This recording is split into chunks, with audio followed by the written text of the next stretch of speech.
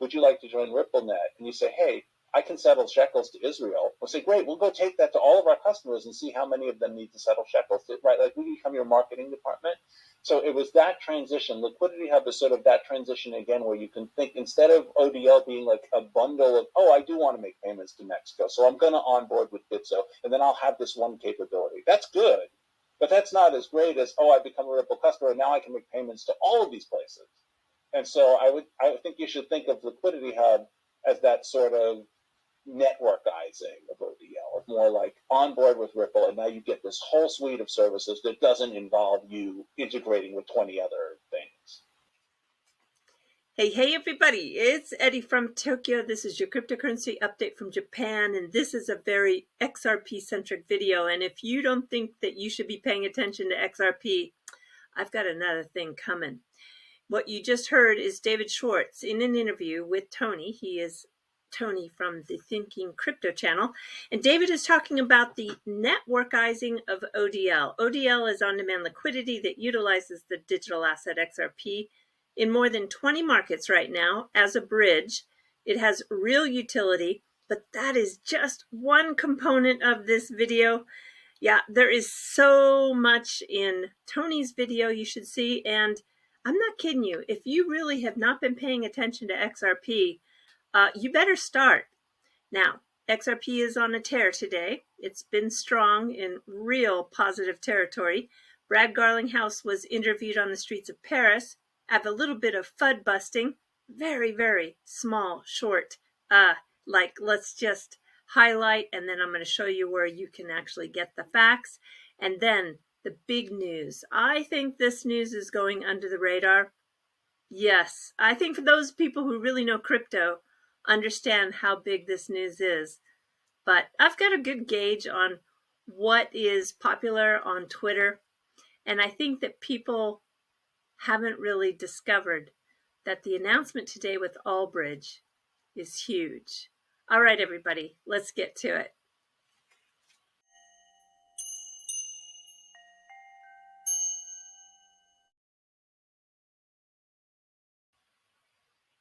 Here you're taking a look at the XRP chart, and it is leading #1 in the top 100 by market cap, a little over 7% up in the last 24 hours. That is really significant because the total global market cap is down 1.41%. It's dancing between 77 and 78 cents. Why is it moving like it is? Well, I think there are a lot of reasons. You've got the Ripple case that is going in a very good direction. You have the Allbridge announcement, which we're going to talk about.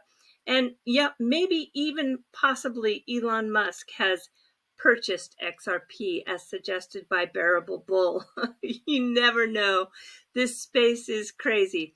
And the project that is following XRP is Stellar, with 4% increase in the last 24 hours. And the reason why I think that is doing so well is because Stellar announced at the Paris Blockchain Week that they are going to go live with MoneyGram in June. Now, this is a solution that's going to use the USDC coin. That's a stable coin by Circle. It is pegged to the dollar. But, you know, being that it is on Stellar and the digital asset that is native to that protocol is XLM, it does burn some of that digital asset. So we can see that also when they do go live, should they be wanting to incorporate XLM, well, they are just one step closer to doing that. All right, so let's listen to Brad Garlinghouse, where he was speaking to Decrypt on the streets in Paris. Well, the way Ripple uses the XRP token in our tech stack, we use it to enable that cross-border, extremely fast and extremely reliable transaction. So we use XRP because of its attributes that make it fast and inexpensive. There are other tokens that people use for other use cases that don't work as well for payments. The XRP ledger, from its origins, has really enabled payments at scale in a way that certainly Bitcoin, while it's very good for digital gold, its speed and cost per transaction makes it less attractive for a payments type use case. So Ripple will continue to use XRP because of its core attributes as a really efficient technology. But I'm incredibly bullish on crypto overall. And frankly, that's because of the macro factors. There's two that I'll highlight. The macro factor around inflation globally, you saw this past week, record inflation at, for I think 4 decades, inflation in the United States at 8.5%. The other factor that I think is really important not to lose sight of is, as you and I have talked about, the move from crypto overall towards an institutional use case, solving real problems for real customers, and these scaled solutions that aren't just about the speculative activity that has really driven some of the historic crypto market activity. You're currently in a legal battle with an SEC that's been going on for a year or so. Can you give us an update on that and when you expect a resolution? That started in December 2020, and the core question there is around a nuanced legal question. Is XRP a security? And did Ripple sell, as an XRP, an investment contract? Did Ripple sell unregistered securities? Did I, Brad Garlinghouse, sell XRP as an unregistered security? I think it's very clear that in the United States, the laws have not been clear. And for the SEC then to go back in time and say, you should have known all along, it's really, I think, going to be hard. It's a hard case. And I think what we're seeing in the court process, which does continue to play out, is a judicial process that recognizes some of this. Even this past couple days, there was a ruling from the court finally requiring the SEC to publish information about some speeches that the director of corporate finance, Hinman, gave about Ether not being a security. And the fact that even now you have the SEC not able to answer the question, is Ether a security? They won't answer that question. They're saying there's clarity, but then they won't provide clarity. They're saying they won't comment on specific projects, but then they comment on Bitcoin. Bitcoin is one of the largest projects, but yet still just a project. And I think at the core of the executive order from the Biden administration is acknowledging that exact point, that the competitiveness of U.S. in these developing markets around crypto, around blockchain technologies has fallen behind, and more investment, more talent is going outside the United States. When entrepreneurs here in Paris talk to me about starting companies in the crypto space, one of the first things I'll recommend to them is you shouldn't start the company in the United States because there isn't that clarity. And so a lot of the hiring, even for Ripple, we'll hire over 300 people this year. Well over half of those I expect to be non-US based. Moving right along to yet another article out there that was published that nobody checked the facts on, and Forbes is notorious for that. And David Rodek, there's so many inaccuracies in this article, I don't even know where to begin. What I want to tell you that if you come across any sort of FUD or even an article that says that XRP was mined, please go to xrpl.org. This is your source that is reliable, that can explain all the FAQs on XRP, the digital asset, and the ledger, how it works, and how this decentralized public blockchain serves the community. So please don't be a victim of really bad media out there. I'm going to start with this story with a tweet from Mickey B. Fresh. Finally, the XRP ledger has opened up to connect to the rest of the top layer 1 networks. This is just the start of what's to come over the next year or so between XRP Ledger and Flare networks. Their expansion into DeFi, tokenization, NFTs, and other use cases. This is all about Allbridge announcing that they successfully integrated with the XRP Ledger along with the technical support from the RippleX devs. This is an integration that's going to enable the ability for unique DeFi assets on the XRP ledger.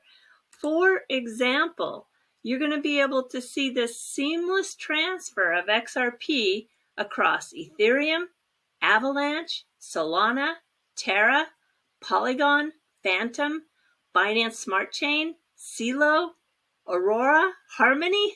And it's going to bring assets like AVAX and Solana and Luna, Matic, USDT, USDC directly onto the XRP ledger, leveraging its built-in DEX, the decentralized exchange for DeFi. This is just so big. Siamak Masnavi, who is one of my favorite writers in the space, he did a fantastic article. I think I should put this link to his article, in the description below. I can just this is building out capabilities that is going to rival any protocol in this space.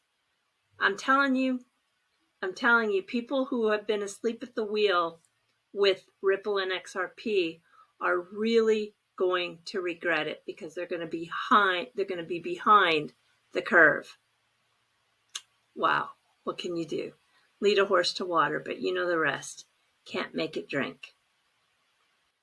All right, everybody, we're jumping to the fluff, and I want to talk about Junkai Renraku. What this is when the police in Tokyo make their rounds to make a face-to-face contact with everybody in the city.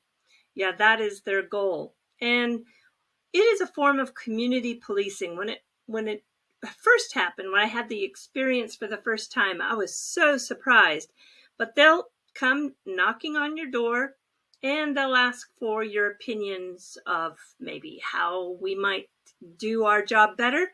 They'll also ask if you have any requests, do you have any concerns. They talk about crime in the neighborhood.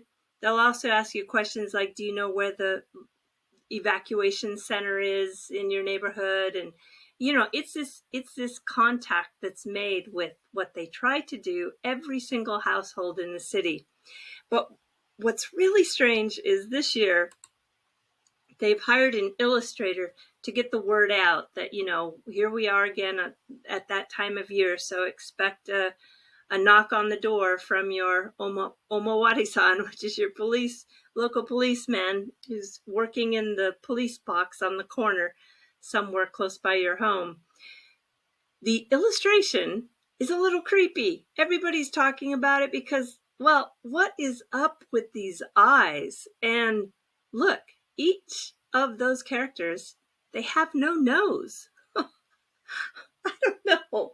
It's very, very strange. But I thought I would share that with you because the community policing is an interesting concept here in Japan.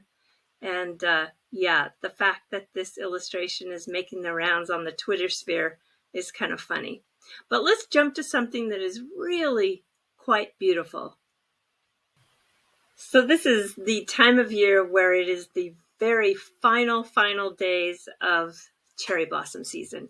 And it is a time what they call Hana Ikara, which is directly translated to flower raft. But anyway, that doesn't make much sense. What it is when the petals are just covering the lakes and waterways to create this blanket of pink, and it is just caught in so many photographs. And on Twitter, I think I spent close to an hour just looking through the photographs. This one was one of my favorites. A male mallard duck swimming in something that is pretty full of blossoms. And this one is just absolutely gorgeous. Look at this. I'm not sure where this is, but what a beautiful, beautiful picture when those blossoms have finally fallen into the water. And this one, this is really great when they open up that long exposure to capture the flow, and it just creates these streaks of pink. And maybe the most beautiful one was this one here. Yeah, I saved it for last because I think it is quite beautiful. It's a nighttime shot where the blossoms are lit up, but of course that long exposure gives for a very beautiful effect. All right, everybody, do take care. Sayonara for now. Bye-bye.